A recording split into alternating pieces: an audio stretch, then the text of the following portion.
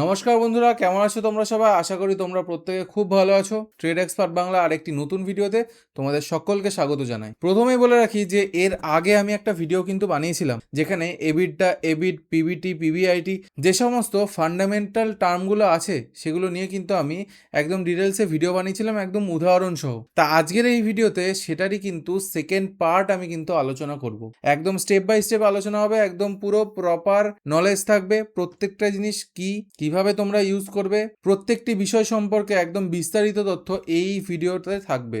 তো তোমাদের প্রথম কাজ হচ্ছে একটা খাতা পেন নিয়ে আমি যা যা জিনিসগুলো বলবো সেগুলোকে অবশ্যই নোট করো। তোমাদেরই লাভ, কারণ এই জিনিসগুলো কিন্তু খুব ইম্পর্টেন্ট। আজকে বোঝাবো একদম ব্যালেন্স শিট আর ক্যাশ ফ্লো নিয়ে। ব্যালেন্স শিট আর ক্যাশ ফ্লো, ফাইন্যান্সিয়াল মার্কেটে ব্যালেন্স শিট আর ক্যাশ ফ্লো এই দুটো কিন্তু খুবই একটা গুরুত্বপূর্ণ টার্ম। তো ভিডিওটা স্কিপ না করে পুরোটা দেখবে। আর যদি ভিডিওটা ভালো লাগে তাহলে অবশ্যই সকলের মধ্যে শেয়ার করে দেবে এবং লাইক টাইক করে দেবে, শেয়ার টেয়ার করে দেবে, এছাড়া কিছুই না। তো চলো যাওয়া যাক আমাদের কম্পিউটার স্ক্রিনে। চলে এসেছি আমরা আমাদের কম্পিউটার স্ক্রিনে। তো আজকে আমরা জানবো ব্যালেন্স শিট আর হচ্ছে আমরা আজকে ক্যাশ ফ্লো নিয়ে আলোচনা করব, ঠিক আছে? যাক, আমি এটা একটা প্রপার পরপর স্টেপ বাই স্টেপ লিখেছি, যেগুলো তোমরা দেখতে পারবে যে কোনো রকম ইনভেস্টিং ওয়েবসাইটে গেলে। এই যে আমি টার্মগুলো লিখেছি, এই টার্মগুলো কিন্তু তোমরা প্রত্যেকটা দেখতে পারবে। আর আজকে আমি এগুলোই ডিসকাস করব। পরবর্তী যে ভিডিওটা হবে তার মধ্যে আমি একদম জাস্ট একটা ছোট্ট ট্রিক্স বলবো, যে যেটাতে জাস্ট এক চোখের দেখাতেই বুঝতে পারবে যে না ওই শেয়ারটা আদৌ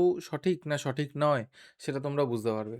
তাহলে তোমাদের এখন কি করতে হবে, আগের যে ভিডিওটা আছে সেটা দেখতে হবে এবং তারপরে এই ভিডিওটা দেখছো, এবং তারপরে গিয়ে লাস্টে ওই ট্রিক্সটা দেখতেও পারো, নাও দেখতে পারো। বাট এইগুলো হচ্ছে কিন্তু কনসেপ্ট ক্লিয়ার করার বিষয়। আবার বলছি, এগুলোতে কিন্তু কনসেপ্ট ক্লিয়ারটা হবে। কনসেপ্টটা ক্লিয়ার হওয়া হচ্ছে আমাদের কাছে মেন। প্রথমে আসি হচ্ছে আমরা কারেন্ট অ্যাসেটে। কারেন্ট অ্যাসেট কোথায় থাকবে লেখা সেগুলো আমি পরবর্তী ক্ষেত্রে বলবো যে কোথায় থাকবে লেখা। পুরো ভিডিওটা দেখতে হবে তার জন্য। কারেন্ট অ্যাসেটে আমরা সেটাকে কি বলবো বাংলায়, সেটা হচ্ছে চলতি সম্পদ। কি লেখা আছে এখানে? এমন সম্পদ যা কোম্পানি 1 বছরের মধ্যে নগদে রূপান্তর করতে পারে। অর্থাৎ সে যদি সেটাকে সেল করে দেয় বা যাই হোক সেইখান থেকে সেটাকে নগদে রূপান্তর করতে পারে, সেটা 1 বছরের মধ্যেও করতে পারে। কোম্পানি তো আর সব কিছু বেচে দেবে না, বোঝা গেল? এই সম্পদের মধ্যে কিন্তু কোনো রকম জমি জায়গা বা বিল্ডিং বা কোনো মেশিন এগুলো কিন্তু পড়ছে না, কারণ সেটা একটা কোম্পানির নিড, একটা কি বলবো, সেটা একটা কোম্পানির দরকারি জিনিস। তা এগুলোর উদাহরণ কি হতে পারে? প্রথমত হচ্ছে ক্যাশ অথবা শর্ট টাইম ইনভেস্টমেন্ট হতে পারে। অ্যাকাউন্ট রিসিভেবল থাকতে পারে, যে টাকাটা হচ্ছে পাওনা আছে, পাবে কোম্পানি, সেই টাকাটা থাকতে পারে। আর ইনভেন্টারি থাকতে পারে, যেটা আর কি কোম্পানি তার ইনভেন্টারিতে যে মালটা বা স্টকটা তুলেছে সেটা হতে পারে। এগুলো কোম্পানির দৈনন্দিন কাজে ব্যবহৃত হয়, যেমন কাঁচামাল কেনা, বিল পেমেন্ট, অপারেশন খরচ চালানো। কারেন্ট অ্যাসেট আমরা কাকে বলবো? যেটা হচ্ছে কোনো কোম্পানি 1 বছরের মধ্যে নগদে রূপান্তর করতে পারে, ঠিক আছে? সেটা ইনভেন্টরি সে সেল করেও করতে পারে। পাওনা টাকা, সেটা যে যে টাকাটা সে পেতো সেই টাকাটা সে আহ, সেই যার থেকে পেতো সেখান থেকে নিয়ে সেটাকে ক্যাশে কনভার্ট করতে পারে, অথবা তাদের কাছে ক্যাশও থাকতে পারে, বা শর্ট টার্ম কোনো ইনভেস্টমেন্ট হতে পারে। সেটা 1 বছরের কমে কোনো ইনভেস্টমেন্ট থাকলো, যে 1 বছরের মধ্যে তার থেকে একটা পার্সেন্টেজ রিটার্ন উঠে আসছে, সেটাও হতে পারে। তা কারেন্ট অ্যাসেট আমরা জানলাম, এবার জানবো হচ্ছে আমরা নন কারেন্ট অ্যাসেট কি, যেটাকে বলা হচ্ছে দীর্ঘমেয়াদী সম্পদ, ঠিক আছে? দীর্ঘমেয়াদী সম্পদটা কি? এমন সম্পদ যা 1 বছরের বেশি সময় ধরে ব্যবসায় ব্যবহৃত হয়। যে সম্পদগুলি 1 বছরের ব্যবসা মানে দীর্ঘদিন ধরে এটাকে ব্যবহার করে আসা হচ্ছে, সেটা কি হতে পারে?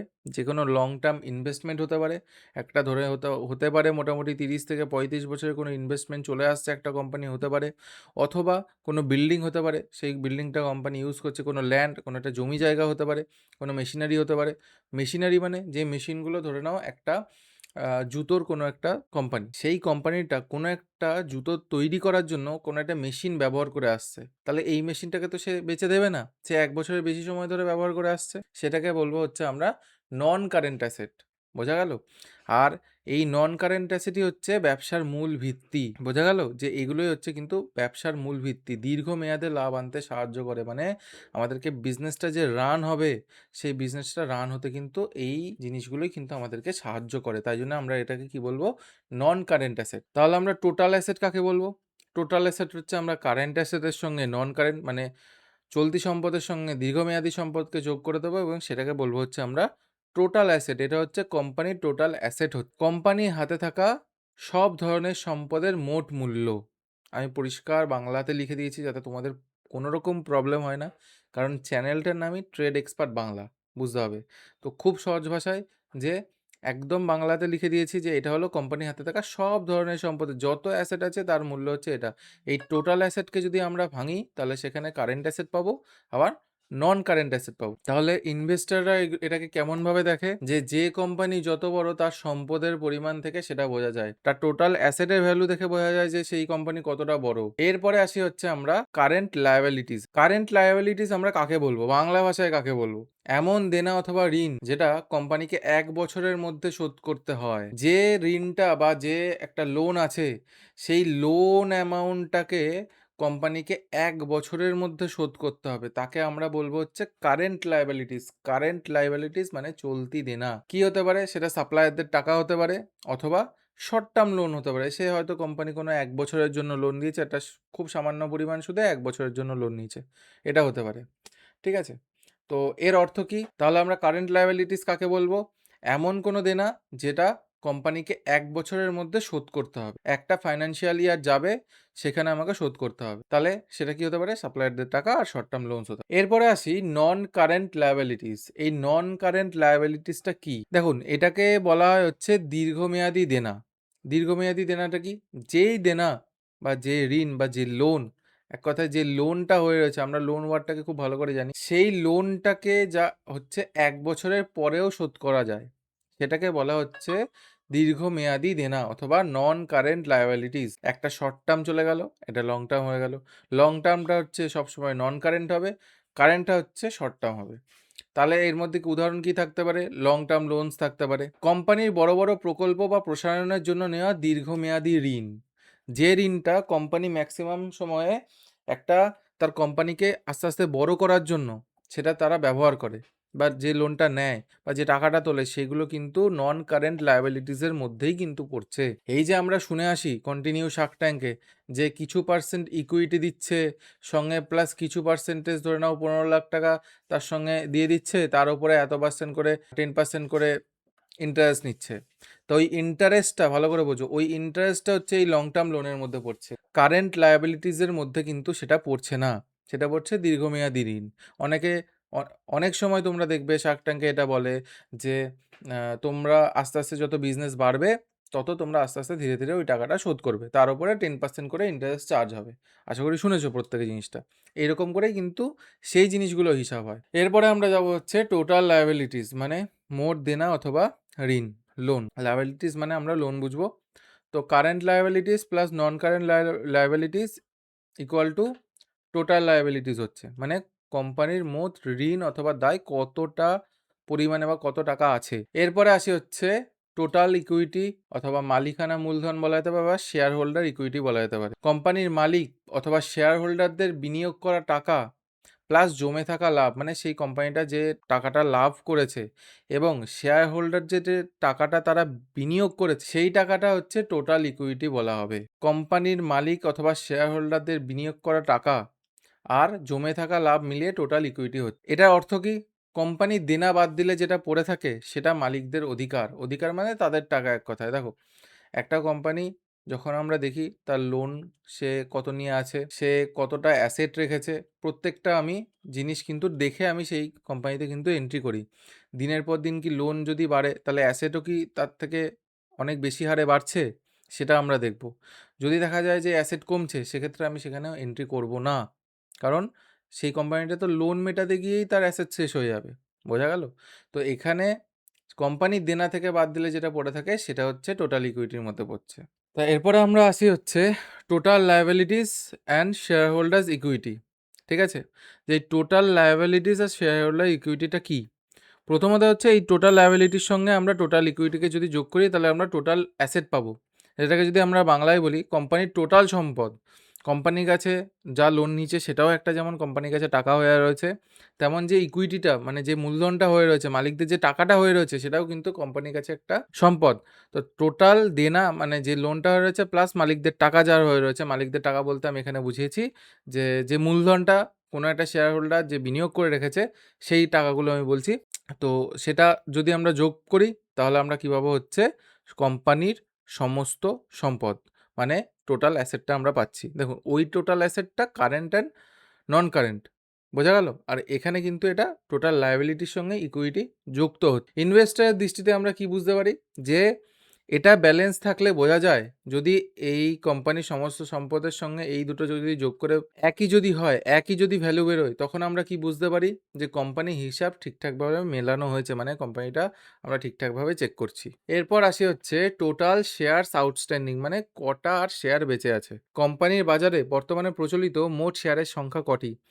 উদাহরণ বলছি একটা, যে যদি কোনো কোম্পানি 10 কোটি শেয়ার ইস্যু করে এবং সবই বাজারে পড়ে থাকে, তাহলে সেই কোম্পানি আউটস্ট্যান্ডিং শেয়ার হচ্ছে 10 কোটিটা। বোঝা গেল?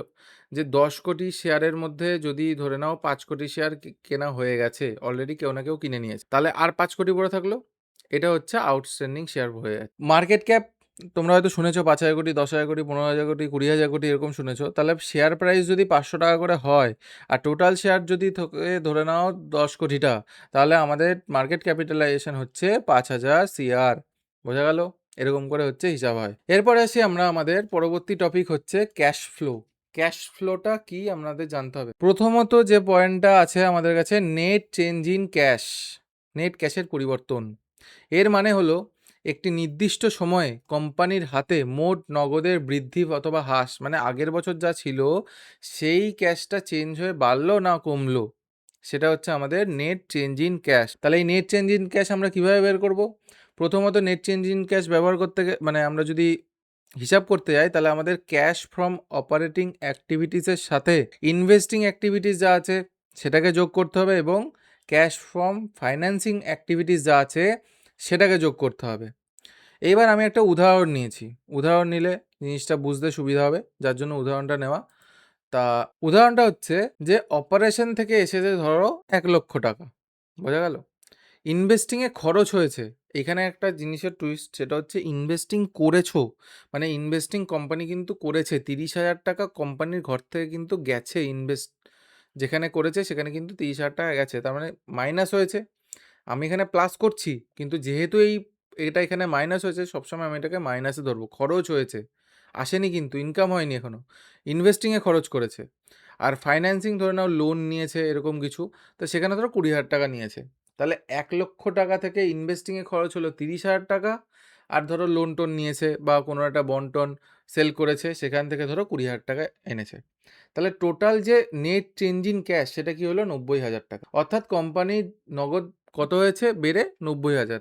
হতে পারে আগের বছর এটা কি ছিল? আগের বছর 70,000 থাকতে পারে, সেখান থেকে এখানে 90,000 এ এসছে। আমি একটা জাস্ট হিসাব দেখালাম তোমাদেরকে। বোঝা গেল? তা এইভাবে কিন্তু হিসাবটা হবে যে ইনভেস্টিংয়ে কিন্তু খরচ হয়েছে, খরচ হয়েছে বলে আমি সেটাকে কিন্তু মাইনাস করলাম। এরপরে আসি হচ্ছে changes in working capital. Working ক্যাপিটালের পরিবর্তন। ওয়ার্কিং ক্যাপিটালের মানে হলো কারেন্ট অ্যাসেট থেকে কারেন্ট লায়াবিলিটিস কিন্তু বাদ দিতে হবে, অর্থাৎ চলতি সম্পদ থেকে চলতি দেনা বাদ দিতে হবে। এই অংশে বোঝা যায় কোম্পানির দৈনন্দিন ব্যবসায় কত নগদ আটকে আছে বা মুক্ত হয়েছে। যদি ওয়ার্কিং ক্যাপিটাল বাড়ে তাহলে নগদ বেরিয়ে যাচ্ছে, আর যদি কমে তবে নগদ হাতে আসছে। উদাহরণ, যদি ইনভেন্টরি বা স্টক বেড়ে যায় তাহলে কোম্পানির পণ্য বেশি কিনেছে, অর্থাৎ ক্যাশ কমে গেছে। ওয়ার্কিং ক্যাপিটাল মানে যে ক্যাপিটালটা দিয়ে একটা কোম্পানি তার ব্যবসাকে চালাচ্ছে, সে যদি ইনভেন্টরি অথবা স্টক যাই হোক কেনে, তাহলে কোম্পানির পণ্য বেশি কিনছে, সুতরাং তার হাতে ক্যাশ কমে যাবে। এরপরে আসে হচ্ছে ক্যাপিটাল এক্সপেন্ডিচার্সে, মূলধনী ব্যয়। এটি হলো কোম্পানির যে সমস্ত বড় সম্পদ কিনে, যেমন জমি, বিল্ডিং, মেশিন, সরঞ্জাম ইত্যাদি, এগুলো হলো দীর্ঘমেয়াদী সম্পদ, তাই এগুলো এক এক ধরনের ইনভেস্টমেন্ট, সেটাকে আমরা বলবো হচ্ছে ক্যাপিটাল এক্সপেন্ডিচার্স। উদাহরণ, ধরো কোম্পানি নতুন মেশিন কিনলো 5,00,000 টাকায়, তাহলে এটার ক্যাপিটাল এক্সপেন্ডিচার হলো কত? 5,00,000 টাকা। আর সেটা ক্যাশ ফ্লো থেকে 5,00,000 টাকা কমে যাবে। যে ক্যাশটা কোম্পানির কাছে থাকলো, মানে যে ক্যাশ ফ্লোটা কোম্পানির কাছে আসছে, তার থেকে 5,00,000 টাকা এক কথায় কমে যাবে। কি সেটাকে কি বলা হবে? একটা ইনভেস্টমেন্ট আমরা বলতে পারি। সেটা জমি হতে পারে, বিল্ডিং হতে পারে, মেশিন হতে পারে, বা যে কোনো রকম সরঞ্জাম হতে পারে। এরপরে আসি হচ্ছে আমরা ফ্রি ক্যাশ ফ্লোতে, যে কোম্পানির হাতে ক্যাশ কতটা থাকছে। এটি হলো কোম্পানির হাতে এমন নগদ অর্থ যা সমস্ত অপারেশন, ক্যাপিটাল এক্সপেন্ডিচার পরে বাকি থাকে, মানে সব কিছু কোম্পানি মিটিয়ে দিচ্ছে, তারপরে কোম্পানির পকেটে কত টাকা থাকে। এটাই হলো আসলে শেয়ার হোল্ডারদের জন্য প্রকৃত লাভজনক নগদ, সেটাকে আমরা কি বলবো? হচ্ছে ফ্রি ক্যাশ ফ্লো। সুতরাং এইটা কিন্তু আমাদের কাছে তাহলে খুব গুরুত্বপূর্ণ একটা বিষয় হয়ে যাচ্ছে। ফ্রি ক্যাশ ফ্লো আমরা সবসময় কিন্তু দেখবো যে কোম্পানির হাতে কিন্তু টাকা আসছে কিনা, এটা আমাদেরকে বুঝতে হবে। তাই সবসময় আমরা চেষ্টা করব ফ্রি ক্যাশ ফ্লোটাকে সবসময় অ্যানালাইসিস করার। তাহলে এটা সূত্রটা কি? ফ্রি ক্যাশ ফ্লো থেকে আমি কি বললাম বাদ যাবে? ক্যাপিটাল এক্সপেন্ডিচার বাদ যাবে এবং সমস্ত অপারেশন যা কস্ট আছে সেগুলো বাদ যাবে। তাহলে operating cash flow minus capital expenditure হচ্ছে ফ্রি ক্যাশ ফ্লোর হচ্ছে সূত্র। তাহলে একটা উদাহরণ দেখা যাক। উদাহরণ হচ্ছে অপারেটিং ক্যাশ ফ্লো যদি 1.5 লাখ হয়, ক্যাপিটাল এক্সপেন্ডিচার যদি 50,000 হয়, তাহলে ফ্রি ক্যাশ ফ্লো হচ্ছে 1 লক্ষ হবে। 1.5 লাখ মাইনাস 50K, এই যে 50Kটা এখানে মাইনাস হয়ে গেল, ফ্রি ক্যাশ ফ্লো কত থাকলো? 1 লক্ষ টাকা। মানে কোম্পানির হাতে 1 লক্ষ টাকা নগদ রইল, যা লভ্যাংশ, ঋণ পরিশোধ বা নতুন বিনিয়োগের ব্যবহার করা যায়। যদি সেই কোম্পানি নতুন কোনো রকমভাবে তার স্ট্র্যাটেজি কোনো রকমভাবে চেঞ্জ করে বা অন্য জায়গায় ইনভেস্ট করে, সেটাও করতে পারে, বা সেই টাকাটা সে অন্য রকমভাবে যে কোনো রকমভাবে সে ইউজ করতে পারে, তা সে শেয়ার হোল্ডারদের মধ্যেও দিতে পারে, যে করে হোক, অথবা সেটাতেই কিন্তু সে ঋণও পরিশোধ করতে পারে। যে লোনটা হয়ে রয়েছে সেই লোনটাও কিন্তু সে ধীরে ধীরে মিটিয়ে দিতে পারে। সেটাকে আমরা বলবো হচ্ছে ফ্রি ক্যাশ ফ্লো। শুরুর দিকে আমি তোমাদেরকে ওয়ার্কিং ক্যাপিটালের কথা বলেছিলাম, যে কারেন্ট অ্যাসেট থেকে কারেন্ট লায়াবিলিটিস বাদ গেছে। মানে কোম্পানির কাছে বোঝা যায় যে দৈনন্দিন যে সম্পত্তি আছে সেটা থেকে বোঝা যায় যে নগদ আটকে আছে নাকি মুক্ত হয়েছে। ফার্স্ট বছরে মানে ফার্স্ট ইয়ারে কি হচ্ছে আমি যদি দেখি, পণ্যের স্টক ইনভেন্টারি 20,000 টাকার। ভালো করে বোঝো, 20,000 টাকার আমার কাছে স্টক কত টাকার আছে? তাহলে 20,000 টাকার। গ্রাহকদের থেকে পাওনা টাকা কত আছে? 10,000 টাকার। সরবরাহকারীর কাছ থেকে তোমার দেনা পাওনা কত টাকা আছে? 15,000 টাকা। পণ্যের স্টক কত? 20,000। গ্রাহকদের থেকে তুমি কত পাও? এই দুটো তাহলে প্লাস হয়ে যাচ্ছে। তোমার দেনা কত টাকা হচ্ছে? 15,000, তাহলে এটা মাইনাস হয়ে যাচ্ছে। তাহলে ওয়ার্কিং ক্যাপিটাল কত হচ্ছে? 20,000 প্লাস 10,000 মাইনাস 15,000, তাহলে 20 প্লাস 10 30, আর সেখান থেকে 15 বাদ চলে গেল, তাহলে 15,000 টাকা থাকলো। বোঝা গেল? তাহলে ওয়ার্কিং ক্যাপিটাল কত হলো প্রথম বছরে? 15,000 টাকা। এইবার আসি হচ্ছে আমি সেকেন্ড বছরে। কেন এই উদাহরণটা দিচ্ছি, অনেকের এটা একটু কনফিউশন থাকে, সেই জন্য দেওয়া। তো সেকেন্ড বছরে কি হচ্ছে, যে পণ্যের স্টক আছে সেটাকে 40 করা হলো। ভালো করে বোঝো, এখানে 20 ছিল, এখানে 40 করা হলো। গ্রাহকদের পাওনা টাকাও কিন্তু বাড়লো। তাহলে গ্রাহকদের থেকে যে পাওনা টাকা ছিল সেটাও বাড়লো। সরবরাহকারী যারা ছিল, মানে যারা এক কথায় যাদের কাছে তোমার দেনা ছিল, যারা তোমাকে টাকা দিয়েছিল, তাদের কাছে যে লোনটা ছিল সেটাকে তোমাকে কতটা মেটাতে হবে? 20,000 টাকা। তাহলে তোমার ওয়ার্কিং ক্যাপিটালটা কত হচ্ছে? ওয়ার্কিং ক্যাপিটাল হচ্ছে 40,000 প্লাস 20,000 মাইনাস 20,000, তাহলে আমার কত থাকছে? 40,000 টাকা। তাহলে 15 থেকে 40 এক কথায় দেখো বেড়েছে। আমি তোমাদেরকে বলেছিলাম যে ওয়ার্কিং ক্যাপিটাল যদি বাড়ে তবে ক্যাশটা কমে। দেখো এখানে ওয়ার্কিং ক্যাপিটালে কি বাড়েনি? এখানে 20 এসছে, এখানে 10 ছিল, সেখান থেকে 40 আর 20 হলো। তাহলে ওয়ার্কিং ক্যাপিটাল বাড়লো, এইখানে টাকাটা বেশি ইনভেস্ট হলো। তার মানে আমার কাছে পরিষ্কার কথা, আমি বেশি পরিমাণে স্টক কিনছি, আমার কাছে টাকা কমছে। তাহলে ওয়ার্কিং ক্যাপিটাল কত বাড়লো? 15,000 থেকে 40,000 হলো, মানে 25,000 বাড়লো। তুমি আগের চেয়ে বেশি পণ্য কিনেছো, ইনভেন্টারি বাড়লো, আর গ্রাহকদের কাছ থেকে টাকা আসতে দেরি হচ্ছে, তাই তোমার নগদ টাকা এখন স্টক ও গ্রাহকের পাওনা আটকে গেছে, হাতে নগদ কমে গেছে। তাহলে ওয়ার্কিং ক্যাপিটাল যদি বাড়ে, দেখো বাড়ছে, এখানে ক্যাপিটাল ওয়ার্কিং ক্যাপিটালটা 60,000 হলো। এই যে 60,000 মাইনাস 20,000 হলো, তার মানে 40,000 হলো। এই যে তুমি একটা জাস্ট ছোট্ট জিনিস দেখো, আমি এখানে এখানে কিনছি, তো এই জিনিসটা তো আমি 40,000 টাকার মাল কিনছি, এখানে আমি 20,000 টাকা কিনেছিলাম, এখানে আমি 40 কিনছি, তাহলে আমার টাকাটা এখানে আটকে গেল। টাকাটা যদি আটকে যায় তাহলে আমার ক্যাশ কী করবে?